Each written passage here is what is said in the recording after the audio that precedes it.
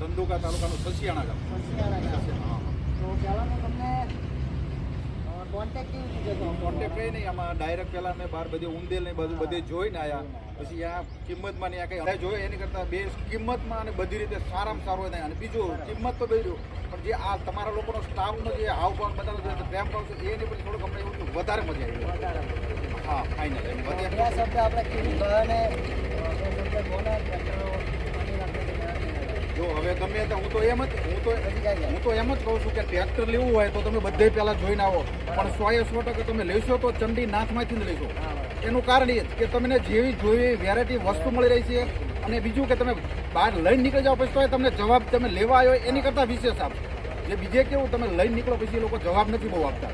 અને અહીંનો આપણે 1-2 વાર અનુભવ મને થઈ ગયેલો છે કે તમારે અહીંયાથી લઈને નીકળે ખાલી બહાર જઈને વાત કરીએ કે સાહેબ ટ્રેક્ટરને આ રીતે થયું,